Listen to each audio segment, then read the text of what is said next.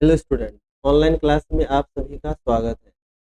जैसा कि आप जानते होंगे, हम लोग बिहार पॉलिटेक्निक एंट्रेंस एग्जाम 2023 की तैयारी को अंतिम रूप से मजबूत करने के लिए डेली बेसिस पे कुछ महत्वपूर्ण प्रश्नों का एक सेट लेके आते हैं और उन सारे प्रश्नों को और हम लोग आपस में डिस्कस करते हैं। इन प्रश्नों के साथ क्या हो रही है, आपकी तैयारी दिन प्रतिदिन बेहतर होती जा रही है और इसी की अभी ज़रूरत है। आपकी तैयारी को बेहतर करने के लिए हम 30 प्रश्नों का एक सेट लेके आए हैं। आज इन सभी प्रश्नों को हम लोग डिस्कस करने वाले हैं। चलिए आज की क्लास की शुरुआत करते हैं कुछ बेहद महत्वपूर्ण प्रश्नों के साथ। पहला क्वेश्चन हम लोग लेने जा रहे हैं। प्रश्न ये है, न्यूटन की गति का प्रथम नियम क्या दर्शाता है? इसके ऑप्शंस देख लेते हैं हम लोग।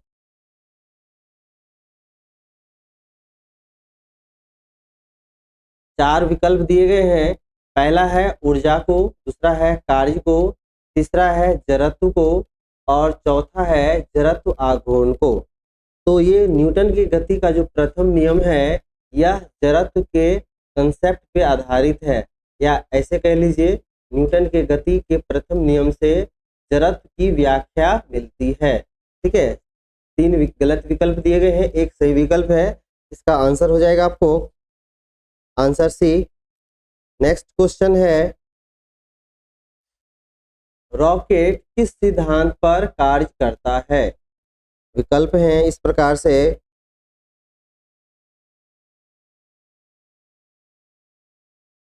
चार विकल्प दिए हैं। ऊर्जा संरक्षण, एनर्जी कंजर्वेशन, दूसरा है मास कंजर्वेशन, तीसरा है रैखिक संवेग संरक्षण और चौथा है कोणीय संवेग संरक्षण। तो ध्यान दीजिएगा, पहला गलत विकल्प है, दूसरा गलत है और चौथा गलत है। इसका सही आंसर क्या है आपको? Linear conservation, linear momentum conservation यानी रैखिक संवेग संरक्षण। रैखिक संवेग संरक्षण के आधार पर ही जो रॉकेट होता है यह कार्य करता है।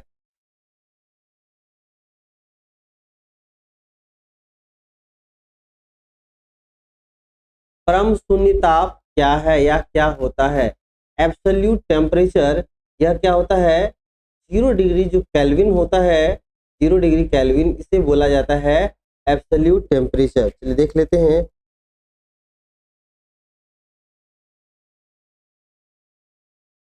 जीरो केल्विन को हम लोग क्या बोलेंगे?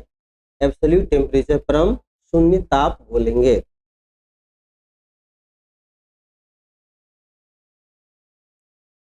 एक न्यूमेरिकल क्वेश्चन है,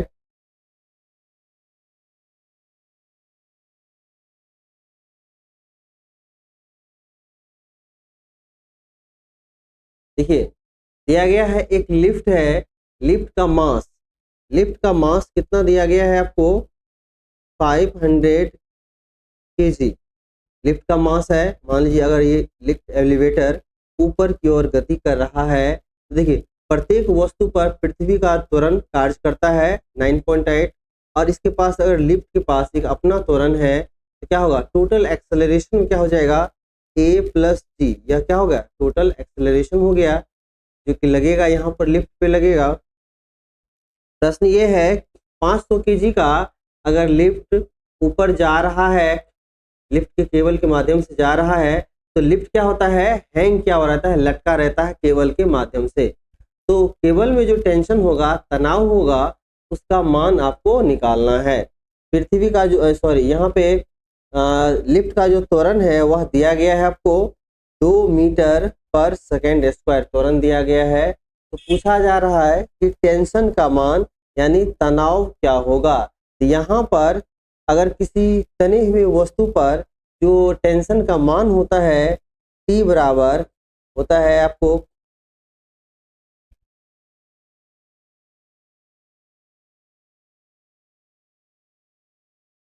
mg प्लस ma।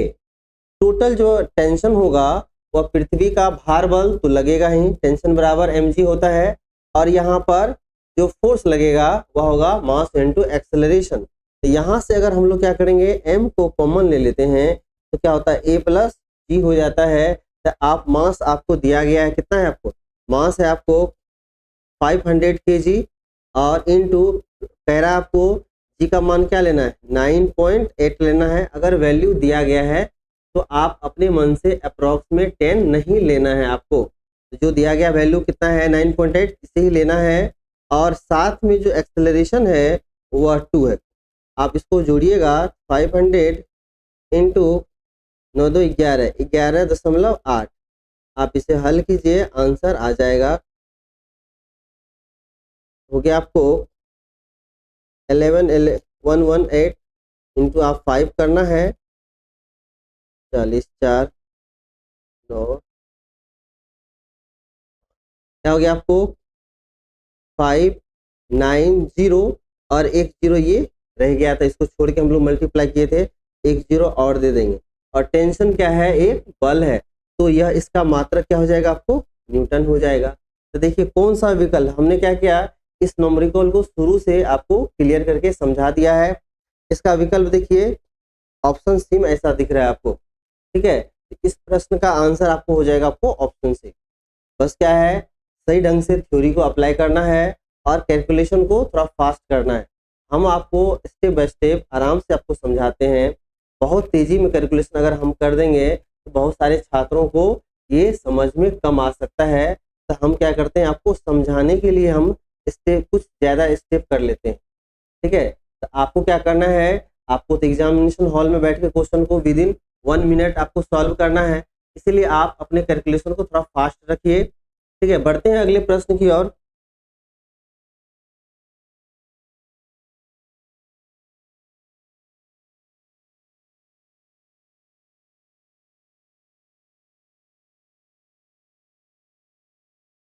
चलिए नेक्स्ट क्वेश्चन इस प्रकार से है, एक पिंड, पिंड वस्तु को बोलते हैं, एक पिंड का आवेश दिया हुआ है 80 माइक्रो कूलम, चार्ज का SI मात्रा कूलम होता है, यहाँ पे माइक्रो कूलम में दिया है, ठीक है। इसको हम लोग क्या करेंगे कूलम में कन्वर्ट कर लेंगे।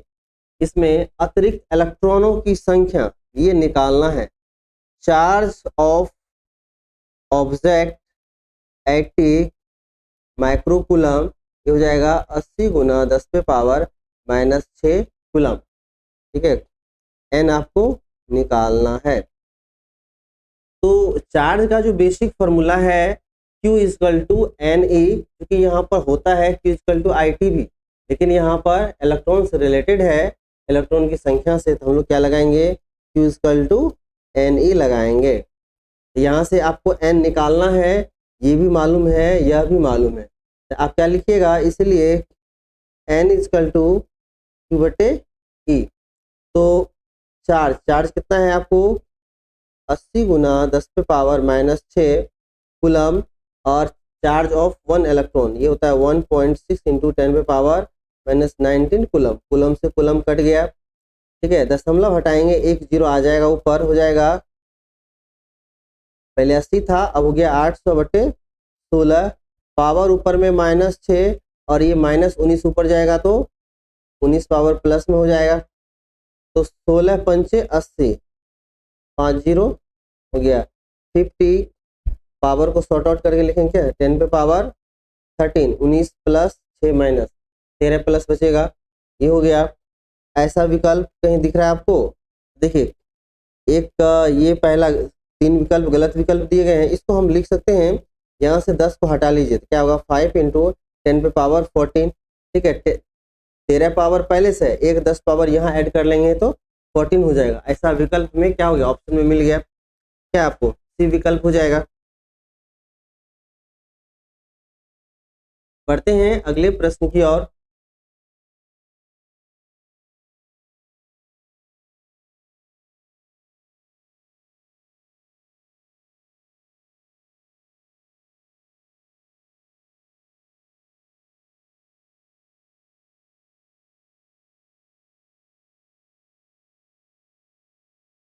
चलिए प्रश्न हो गया, अब इसके विकल्प देख लेते हैं।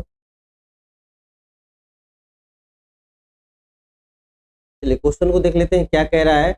एक प्रकाश की किरण, प्रकाश क्या होता है, ध्वनि या प्रकाश क्या होता है, एक वेव होता है, ठीक है, तरंग होता है।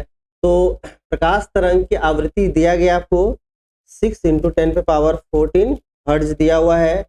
जब यह 1.5 अपवर्तनांक के माध्यम में संचरण करती है, प्रोपगेशन होता है इसका, तो इसकी आवृत्ति क्या होगी, इसकी फ्रीक्वेंसी। तो कह रहा है आपको, देखिए प्रकाश प्रकाश तरंग एक माध्यम से दूसरे माध्यम में ट्रेवल कर रहा है, ठीक है। तो एक माध्यम का अपवर्तनांक दिया गया है और दूसरे माध्यम में पूछा जा रहा है क्या परिवर्तन होगा। तो कंसेप्ट ये कहता है अगर कोई तरंग एक माध्यम से दूसरे माध्यम में जाता है तो उसकी आवृत्ति में कोई परिवर्तन नहीं होता है, उसका वेग या चाल बदल जाता है, तरंगदैर्घ्य में परिवर्तन आ जाता है। तो ये सभी परिवर्तन है, लेकिन क्या हो रहा है, उसकी आवृत्ति में क्या होता है, कोई परिवर्तन नहीं होता है। आप कह सकते हैं अगर कोई प्रकाश विरल माध्यम से सघन माध्यम में प्रवेश करता है तो उसकी जो आवृत्ति होती है वह अपरिवर्तित रहती है, चेंज नहीं करता है। जो एक माध्यम में जो उसकी आवृत्ति है दूसरे माध्यम में भी क्या होगा, उसकी आवृत्ति वही रह जाएगी। अगर एक माध्यम आवृत्ति है 6 × 10⁻14 हर्ट्ज दिया हुआ है तो अगले माध्यम में भी इसकी आवृत्ति क्या हो जाएगी, समान रह जाएगी। इसीलिए इसे कंसेप्ट से बनाया जाता है। चलिए इसका विकल्प क्या हो जाएगा, एज इट इज हो जाएगा, पहला ए ही रह जाएगा बिना कोई परिवर्तन के।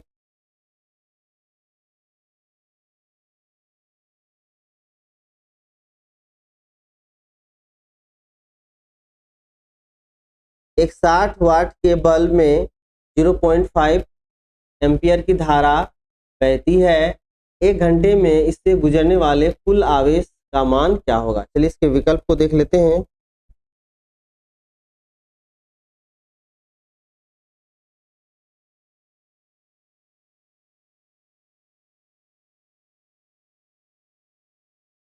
चार विकल्प आ गए हमारे पास। अब देखिए 60 वाट का बल्ब, तो बल्ब का जो पावर दिया गया है ये है आपको, पावर है 60 वाट, करंट दिया गया है, करंट है आपको 0.5 एम्पियर, टाइम दिया गया आपको 1 घंटा, 1 घंटा को सेकंड बनाइएगा तो ये 3600 सेकंड हो गया। सारे यूनिट्स आपको ऐसा यूनिट में है, चेंज करने की जरूरत नहीं है।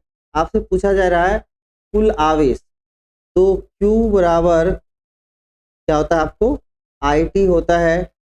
तो IT करंट दिया हुआ है 0.5 और टाइम दिया हुआ है 3600, दशमलव हटाइए 1 0 नीचे काट दीजिए, 5 से मल्टीप्लाई कीजिए, 0 6 पंचे 30, 3 5 या 15 3 18, 1800 कूलम हो जाएगा। ठीक है, आंसर डी विकल्प में दिया हुआ है 1800 कूलम। ठीक है, तो आप बोलिएगा यहाँ वाट का क्या जरूरत है। कुछ इन्फॉर्मेशन कई बार क्वेश्चन में आपको उसका उपयोग नहीं होता है, लेकिन आंसर क्या होता है, आप सॉरी उसको विकल्प में दे दिया जाता है। देखिए यहाँ पे 60 वाट का कोई उपयोग है नहीं, इसके बिना ही हम लोग क्या किए, न्यूमेरिकल को हल कर लिए। आपको यही प्रैक्टिस करते रहना है। ठीक है, आप जब लगातार क्वेश्चन का प्रैक्टिस करते हैं तो आपको ये अंदाजा हो जाता है कि पर्टिकुलर प्रश्न में आपको किस किस इंफॉर्मेशन का उपयोग करना है और किसे छोड़ना है। जैसे आप देखे होंगे अभी वर्तमान में वर्ल्ड चैंपियन टेस्ट सीरीज चल रहा था, तो यहाँ पे किस बॉल पर अटेम्प्ट करना है, इससे ज़्यादा महत्वपूर्ण क्या था, किस बॉल को छोड़ना है। बहुत सारे स्टार बैट्समैन क्या हुए कि जिस बॉल को छोड़ना था उसको खेल बैठे और अपना विकेट गंवा के पूरा सीरीज को गंवा दिए। ठीक है, इससे यही शिक्षा मिलती है कि आपको छोड़ना भी आना चाहिए और उस पर अटेम्प्ट करना भी आना चाहिए। यानी कि अगर आप चक्रव्यूह में प्रवेश करने का मादा रखते हैं तो आपको निकलने का भी आपको नॉलेज होना चाहिए, ना कि सिर्फ प्रवेश करने का। ठीक है, तो तैयारी कीजिए तो आप कंप्लीट तैयारी कीजिए, ये नहीं कि 10 क्वेश्चन को आ रहा है तो चलो हो गया, हमारी तैयारी बेहतर हो गई। लगातार जब तक आप प्रश्न को नहीं कीजिएगा तब तक ये स्किल आपके अंदर डेवलप नहीं होगा। अब हम लोग बढ़ते हैं अगले प्रश्न की ओर।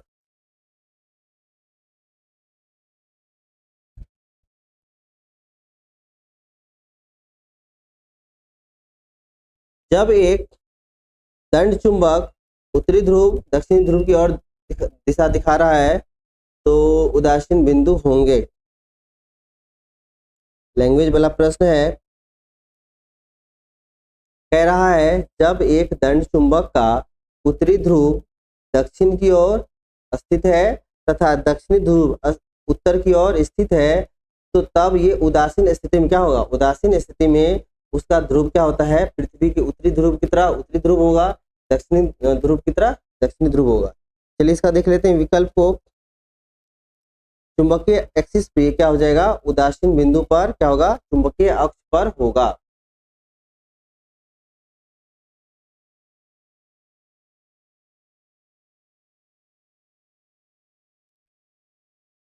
ये देखिए ये एक ऐसा प्रश्न है जो कि कई बार ये रिपीट करता जा रहा है, समझे। प्रश्न में है वायु के सापेक्ष कांच का अपवर्तनांक। तो वायु के सापेक्ष कांच का अपवर्तनांक अगर दिया हुआ है, इसको आप 1.5 को आप लिख सकते हैं 3/2, ठीक है। तो कांच के सापेक्ष में वायु का अपवर्तनांक हो जाएगा 2/3 हो जाएगा। क्या होगा आपको, बी ऑप्शन हो जाएगा। आसान है, लेकिन इस तरह के प्रश्नों की पुनरावृत्ति होती है, आपको ये स्किल देखना होगा, समझना होगा, और ज्यादा मुश्किल है नहीं, बहुत आसान है।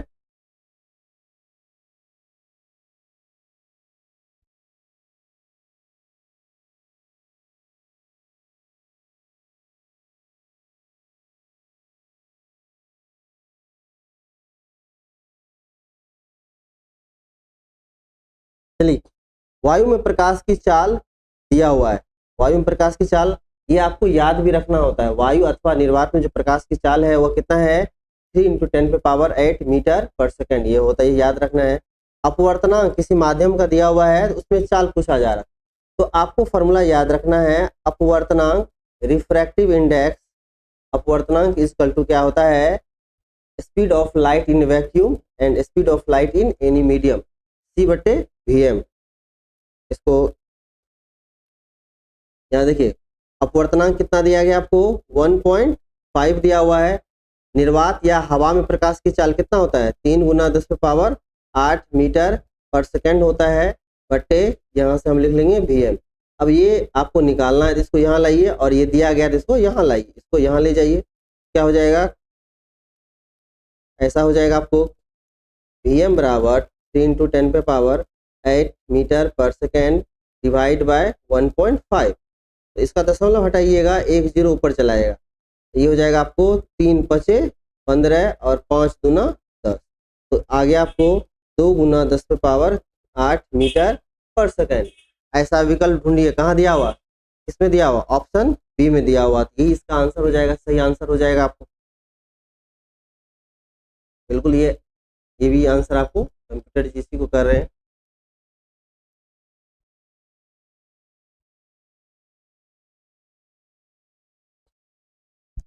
ये आपको थ्योरेटिकल प्रश्न है, वेग में परिवर्तन की दर को क्या कहते हैं।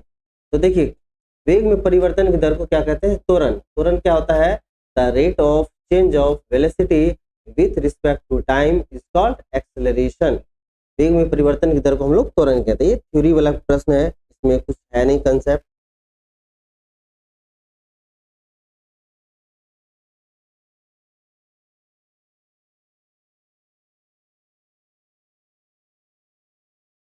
देखिए कह रहा है किस रंग का प्रकीर्णन सबसे अधिक होता है। अगर किसी रंग का प्रकीर्णन सबसे अधिक होगा, वह रंग क्या हो जाएगा आपको, वह रंग सबसे ज्यादा विचलन शो करेगा, वो सबसे ज्यादा मुड़ेगा।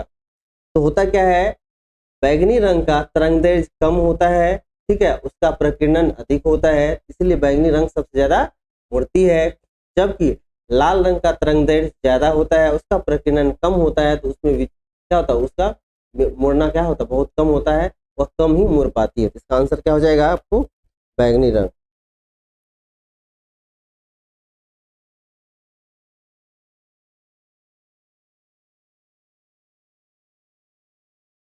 देखिए लेंस की क्षमता आपको 4 dioptre, power of lens, power of lens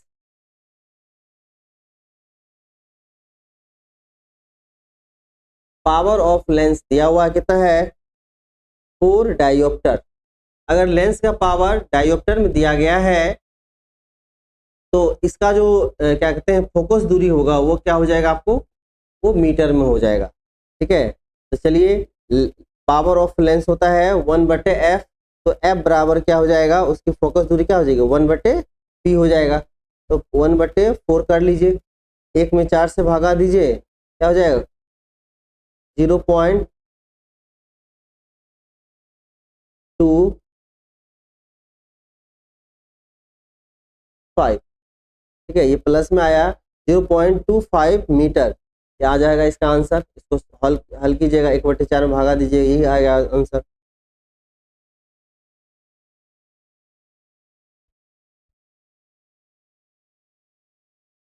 देखिए, अवतल लेंस से जो बना प्रतिबिंब होता है उसका आवर्धन हमेशा क्या होगा, हमेशा 1 से कम होगा।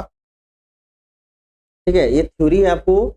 अवतल लेंस द्वारा जो भी प्रतिबिंब बनता है उसका आवर्धन आपको क्या याद रखना है, 1 से बिल्कुल क्या होता है, आपको कम होता है। बल का ऐसा है मात्रक।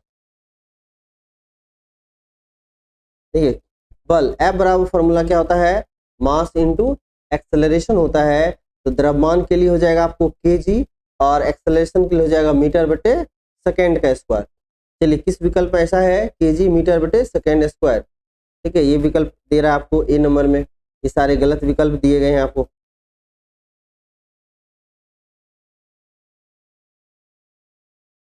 किसी वस्तु का जड़त्व निर्भर करता है, आंसर है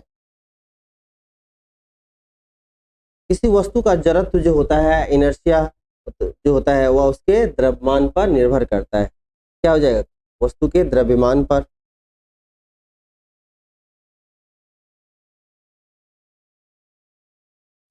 यदि गति करने के लिए स्वतंत्र 1 kg की किसी वस्तु पर 1 न्यूटन का बल लगाया जाए तो वह गति करेगा।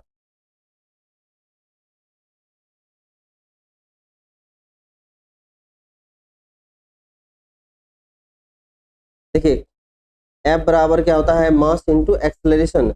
अगर एक न्यूटन अगर आप बल लगाते हैं, वह 1 kg का मास होता है, तो उसका जो एक्सेलरेशन हो जाएगा, ये हो जाएगा आपको एक्सेलरेशन, यहाँ से हो जाएगा आपको क्या हो जाएगा 1/1 मीटर बटे सेकेंड स्क्वायर। यह एक्सेलरेशन क्या हो जाएगा, ए बराबर हो जाएगा 1 मीटर पर सेकेंड स्क्वायर। ठीक है, क्योंकि बल भी है 1 न्यूटन, द्रव्यमान भी 1 न्यूटन, तो क्या हो जाएगा, त्वरण भी क्या हो जाएगा 1 मीटर पर सेकेंड स्क्वायर, इसका त्वरण हो जाएगा। फिर ऑप्शन सी हो जाएगा इसका। जी का अर्थ है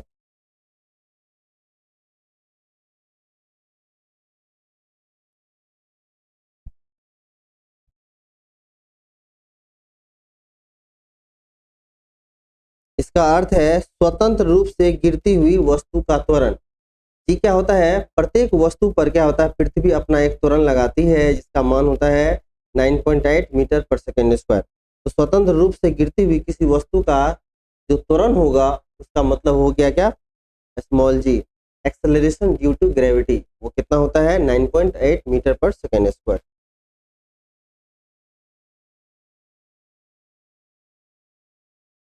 देखिए, अगला प्रश्न है, चंद्रमा का द्रव्यमान पृथ्वी के द्रव्यमान का लगभग 1/81 है। यदि चंद्रमा पर पृथ्वी का त्वरण बल हो तो पृथ्वी पर चंद्रमा का त्वरण बल, गुरुत्वाकर्षण बल ये निकालना है। तो देखिए, तो यहाँ पर एक ग्रह क्या हो गया, पृथ्वी हो गया, दिख नहीं रहा होगा ये,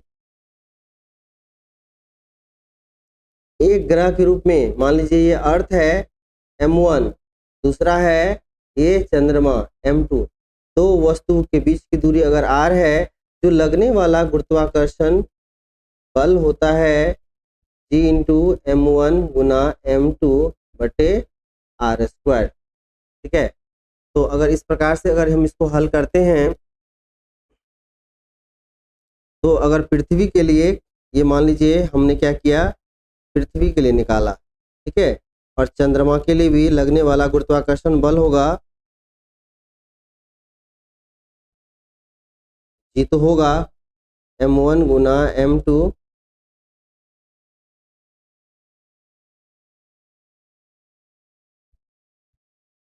बटे आर स्क्वायर। इन दोनों में देखिए पहला क्या दिया हुआ है आपको, अब एफ डैश यानी कि इसको अगर डैश बोलते हैं तो एफ डैश ये क्या हो जाएगा आपको, एफ बटे 81 दिया हुआ है, ठीक है, एफ बटे आपको 81 दिया हुआ है एफ डैश, ठीक है, क्योंकि कुछ टर्म क्या है आपको कॉमन दिया गया, ये क्या है, ये सब कट जाएगा आपको, ये सभी कट जाएगा, तो ये सब का अनुपात आपको कितना दिया गया आपको, एफ बटे 81। ऐसा विकल्प कौन सा है, देखिए ऐसा विकल्प आपको दिया गया है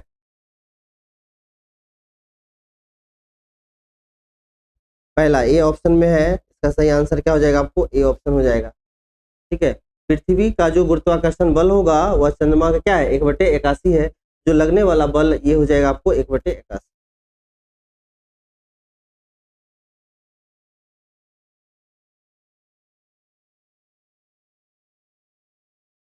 किसी वस्तु की प्रतिरोधकता परिवर्तित नहीं होती है, कब नहीं परिवर्तित होता है, जब प्रतिरोधक का आकार बदल जाता है। जब प्रतिरोधक का आकार आपको चेंज हो जाएगा तो प्रतिरोधक का आकार बदलने से क्या होता है, प्रतिरोधकता में परिवर्तन नहीं होता है।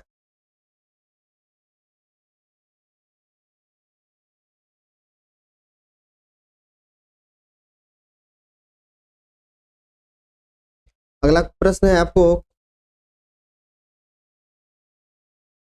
देखिए किसी वस्तु का द्रव्यमान दोगुना किया जा रहा है, अगर वस्तु का द्रव्यमान m है तो m से क्या हो रहा है आपको 2 गुना 2m, वेग को क्या किया जा रहा है आपको आधा किया जा रहा है, आधा किया जा रहा है, तो गतिज ऊर्जा में परिवर्तन, तो यहाँ से अगर गतिज ऊर्जा निकालिएगा, काइनेटिक एनर्जी निकालिएगा, क्या हो जाएगा आपको हाफ mv²।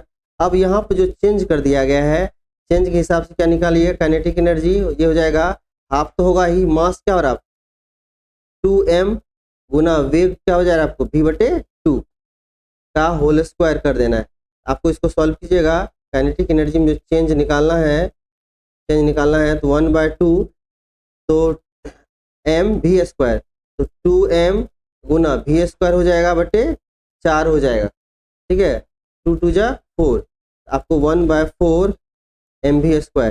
तो पहले में कितना का परिवर्तन होगा, 1/4 का परिवर्तन होगा, ठीक है, तो ये कितना हो जाएगा आपको परिवर्तित होके,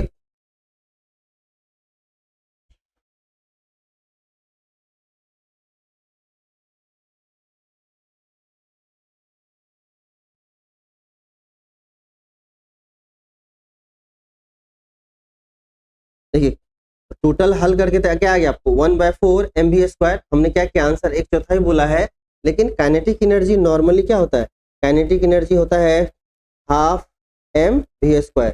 अगर इसको चेंज कितना आ रहा है तो आप 1/2 को तो अलग कर दीजिए, ठीक है, 1/2 mv² को अलग कर दीजिए, अब परिवर्तन क्या कीजिएगा 2 रखिएगा, तो यहाँ पे 2 और 2 मल्टीप्लाई होके क्या होगा 4 होगा, तो ये तो होता ही है, बिना किसी परिवर्तन के काइनेटिक एनर्जी क्या होता है आपको हाफ mv², ठीक है, और आपको क्या आ रहा है 1/4 mv² आ रहा है, तो परिवर्तन कितने का हो रहा है, तो आधा हो रहा है, परिवर्तन क्या हो रहा है, पहले जितना था 1/2 उसका क्या हो रहा है आधा हो रहा है, 1/2 का आधा क्या हो जाएगा 1/4, क्या हो रहा है परिवर्तन कितने का हो रहा है आधा हो रहा है, तो 1/4 गुना आंसर नहीं होगा, गुना क्या हो जाएगा आपको आधा हो जाएगा। पहले अगर हाफ mv² होता है तो अब क्या हो जाएगा आपको 1/4 mv² हो जाएगा, पहले आंसर क्या हो जाएगा आपको ए ऑप्शन हो जाएगा आपको आंसर ग्रुप में।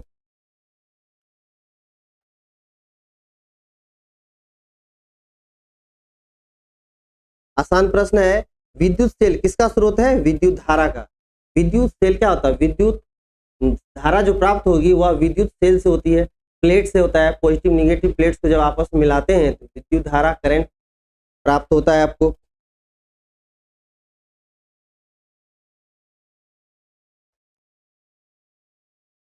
देखिए फ्यूज का जो तार होगा उसका गलनांक कम होता है, निम्न होता है, अगर ज्यादा गलनांक रखेंगे तो कभी फ्यूज टूटेगा ही नहीं, अगर टूटेगा नहीं तो मेरे और घर में किसी के घर में क्या हो सकता है आग लग सकता है, तो गलनांक फ्यूज का क्या होता है कम रखा जाता है, ताकि अगर कहीं पे शॉर्ट सर्किट होता है फ्यूज गल जाए और आपका उपकरण क्या रहे सुरक्षित रहे। आंसर हो जाएगा आपको बी ऑप्शन हो जाएगा।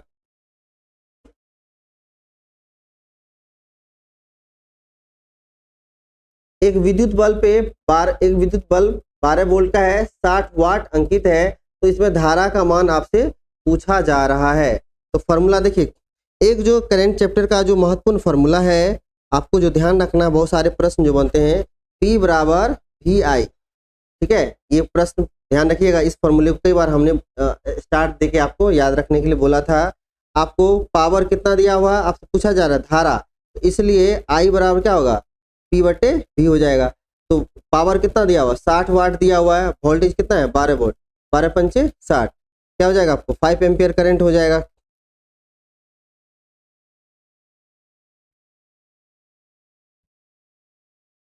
रेखीय प्रसार गुणांक का मात्रक है, आंसर देख लेते हैं, डिग्री पर डिग्री सेल्सियस जो होगा आपको रेखीय प्रसार गुणांक का मात्रक है।